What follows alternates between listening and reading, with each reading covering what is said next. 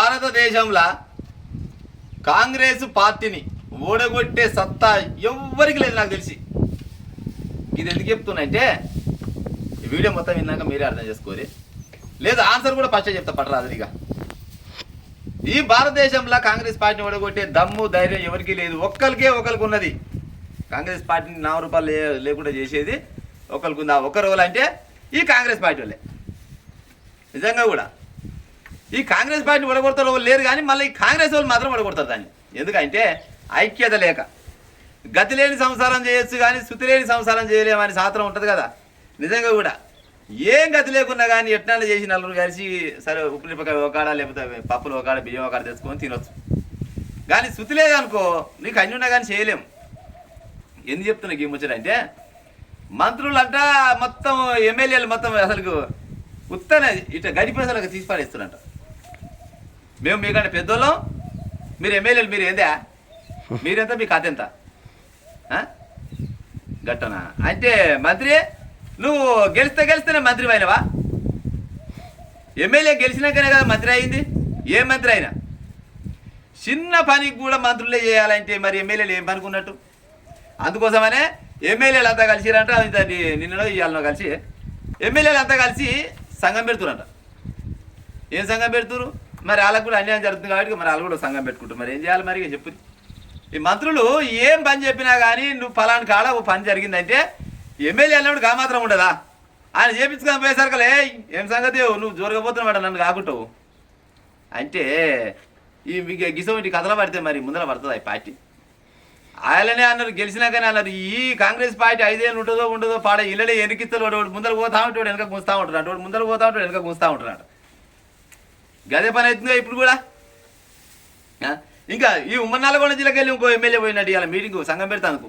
మరి ఆయన మరి ఆల్రెడీ జనాలు అనుకుంటున్నారు అక్కడక్కడ పలానా తమ్ముడని. కానీ మరి నిజమేత అబద్ధమేందో మనకే మీరు ఉత్తపుణ్యాలు మనమేం కానాలి. కానీ అయితే కానీ ఇప్పుడు రేవంత్ పటేలా మరి మీ మంత్రులకు అన్ని పవర్స్ ఇచ్చి మరి ఎమ్మెల్యేలు మరి తీసేరాదు నిమ్మలాగా?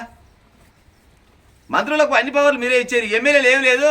నెల మీకు ఏమైనా ఏది ఇస్తారుగా జీతం 4,000 5,000 పెంచినట్టు రాదా అని జీతం అంటారు ఏమంటారు. కానీ 4 లక్షలు 5 లక్షలు ఇస్తారు కదా. ఇక మీకు అక్కడనే పంపిస్తే మీరు అటే ఉంటారు. ఏమంటే మీ మంత్రికి చెప్పురు, మీ మంత్రులు చూసుకుంటారు అని చెప్పారు. మరి నిమ్మలంగా ఎమ్మెల్యే ఇంటికానే కూర్చున్నారు. వాళ్ళకు కూడా ఏది డీజిల్ కాల్సి పెట్రోల్ కాదు తప్పుతుంది కదా.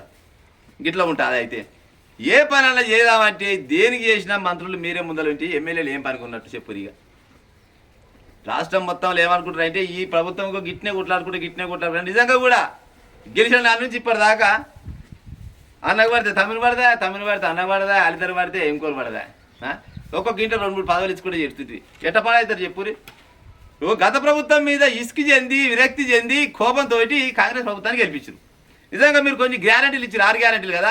ఈ 6 గ్యారెంటీలల్లా ఇందిరామ్మ ఇల్లు మళ్ళీ పోతే అదేంది రైతు బంధు అని పేరు మార్చుకోరు. అది ఇంకొక 2 చెప్పుకుంటే అయ్యేపో. ఈ కొన్ని పథకాలు చెప్పినావు, ఆ పథకాల పేరు చెప్పుకున్నా కానీ గెలుస్తలేము మీరు. ఎందుకంటే అలా ఆల్రెడీ వ్యతిరేకత వచ్చింది. వ్యతిరేకత వచ్చి అది ఏదేమైనా మీరు ఏమంటారు గ్యారెంటీలు ఇచ్చినా ఇవ్వకుండా మిమ్మల్ని గెలిపిద్దామని ఫిక్స్ అయ్యారు. కానీ ఇక సరే మీరు గ్యారెంటీలు ఇచ్చారు, దీన్ని చూసి గెలిపించినందుకు 5 ఏళ్ళు అయితే మంచిగా వెళ్ళాలి కదా. ఎమ్మెల్యే అంటే అంత ఆశమాష అనుకుంటారా మంత్రులు? మీరు మంత్రులు మన రాష్ట్రంలో ఉందా, వేరే రాష్ట్రంలో లేకుండా అసలు మంత్రులకి ఇట్లా ఎంతసేపటికి నేను పెద్ద మంత్రిని ఒక్కొక్క ఆయన దగ్గర 2-3 శాఖలు పెట్టుకొని కూర్చురు. ఇక మీరు ఏమనంటే ఎమ్మెల్యే ఉండాలి. ఎమ్మెల్యే లెక్కనే ఉంటాడు. చిన్న పని కూడా నీకు రావాలంటే మరి వాళ్ళకు కూడా మనోభావాలు దెబ్బతింటాయి. వాళ్ళందరూ కలిసి సంఘం పెట్టుకోరు అనుకో. ఇక మీ పని ఏమైతే చూడరి. ఈ ఆల్రెడీ ఇది మన తెలంగాణ కాంగ్రెస్ పార్టీ అధ్యక్షుడు ఉన్నాడు కదా మన మహేష్ కుమార్ గౌడ ఏదో ఉన్నదంట పేరు. ఆయన పోయి మా అమ్మగారిని ఆయన మీరు జర పని చేయకూరి నేను మాట్లాడతా కానీ జర 4 రోజులు ఆగురని ఏదో సరి చెప్పినట్టు. కానీ గసోటి పని రాకుండా చూసుకోరు రేవంత్ రెడ్డి గారు. ఎందుకంటే మీరు 5 ఏళ్ళు నిండా వెళ్ళాలి, ఇంకా అవసరమైతే ఇంకా 5 ఏళ్ళు వెళ్ళాలని జనాలు అనుకుంటారు. కానీ ఇక గిసోటి ముందుగా ఆడకపోతుంది వెనక బయటకు కూస్తే ఈ కాలం తప్పిన ముచ్చట అవుతుంది. మరి మంత్రులు కూర్చోబెట్టి చెప్తావా, ఎమ్మెల్యే కూర్చోబెట్టి చెప్తావా? కానీ ఇది చెప్పే ప్రయత్నం చేయకుండా సార్ మరి ఇక